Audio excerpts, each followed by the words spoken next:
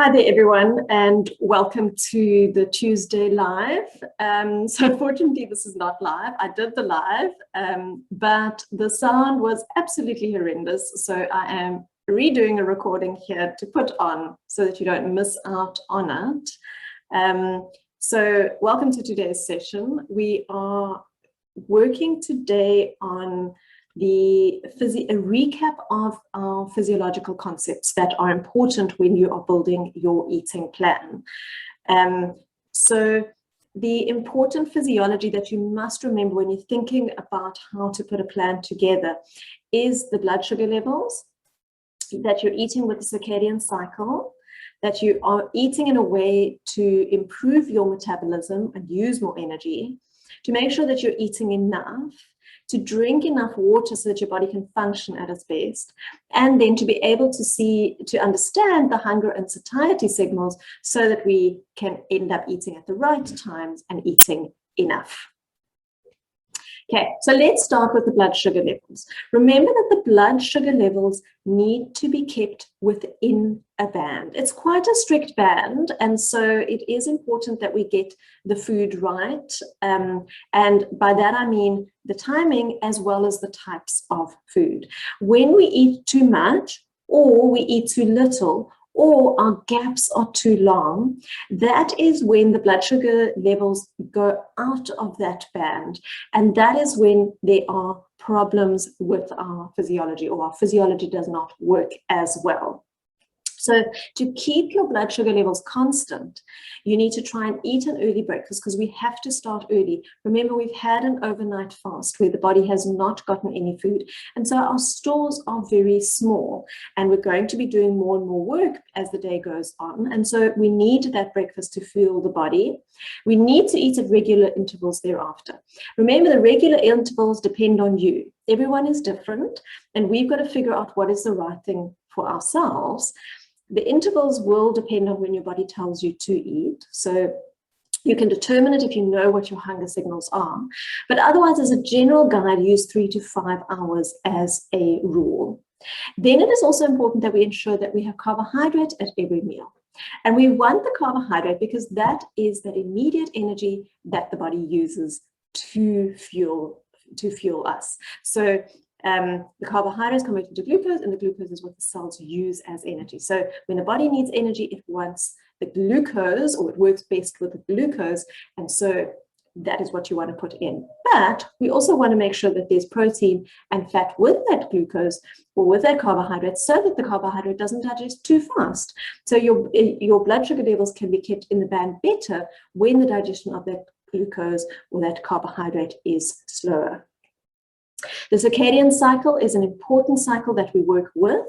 It is our 24-hour cycle, or our biological clock, also known as the day-night cycle. We can also see it as the light-dark cycle, and it regulates all our functions. Okay, so our bodily functions are regulated by this cycle.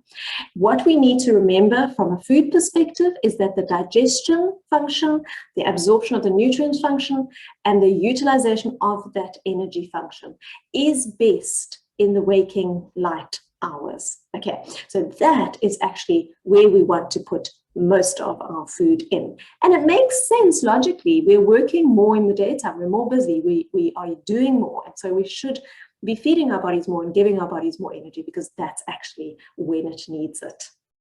So if you want your body to function at its best, get into that habit of having a good breakfast, having a good lunch too, but it doesn't need to be as big, and then eating a small supper.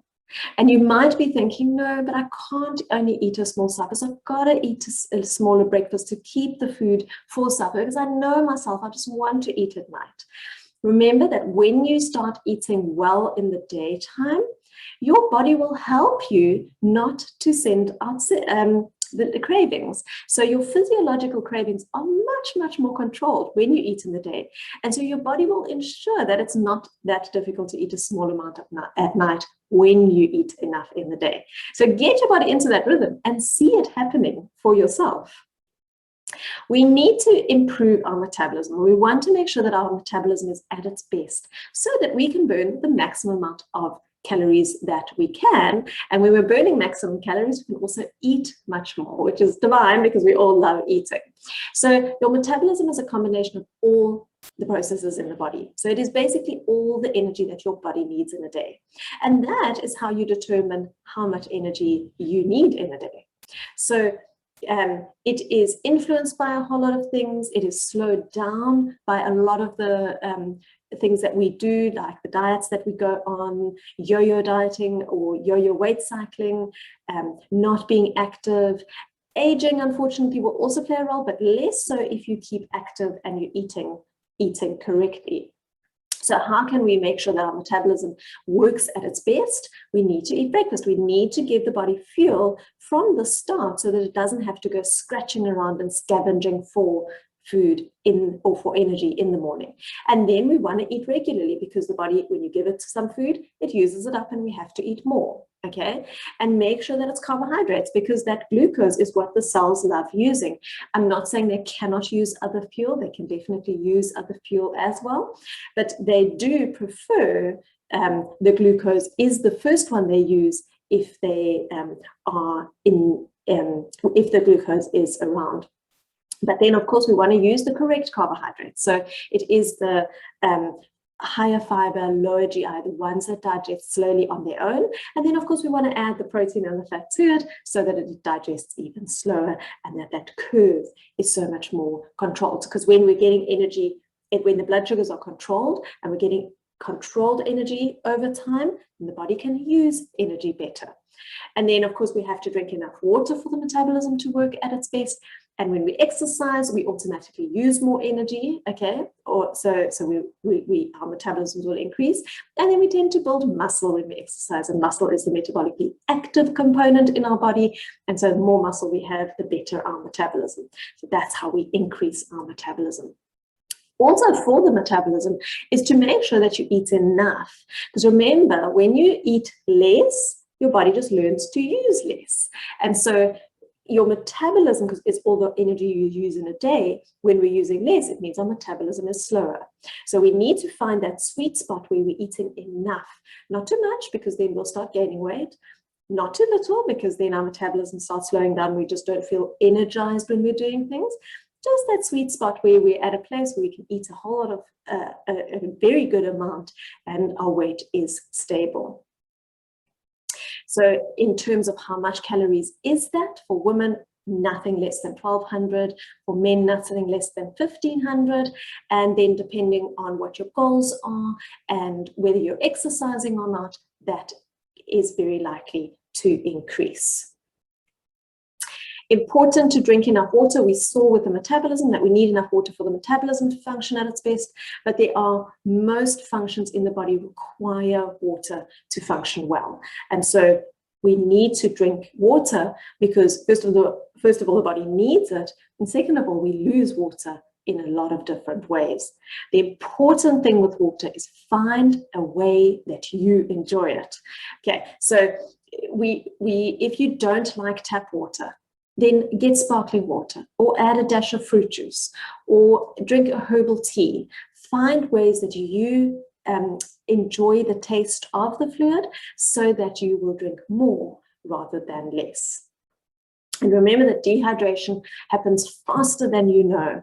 Lethargy, headaches, wanting to eat, these are signs often that there's not enough water around and that we're slightly dehydrated. So if you think about how much water do I need, take your weight in kilograms, divide it by 10 and add another 2 on to know how many glasses of water you need a day. If you're a 60 kilogram person, then that is 8 glasses of water or 2 liters of water. Okay, so we can see it's a decent amount of fluid that we need a day. And so we need to learn how to enjoy it. Then the hunger and the satiety signals are vital to understand as well. The hunger is, why do you eat? Remember, there's 2 reasons for eating. We eat because the stomach needs the food or the body needs the food, or we eat because the mouth wants the food. Okay, so if you don't know when the stomach needs the food, if you don't know the signal, then at some point you're going to get symptoms that show you that there's not enough energy around. And those symptoms are things like your lightheadedness, not being able to concentrate properly, getting a little bit short-tempered or irritable, getting shaky, or getting headaches. And often the stomach area really burns as well. And at this point, you're actually very vulnerable to eating too much. We tend to make less good choices, and we tend to eat so fast that we eat much more than we need. Okay, so we want to be able to catch that hunger signal at that time where we know, okay, now my body needs it. And if I put in a little bit now, everything will stay constant. There's a lot of false hunger signals out there though. Your eyes, your nose, your mouth, your mind can think of food or see food or smell food and automatically want it. It's head reasons. The emotional reasons, we all know about them. We're filling a void.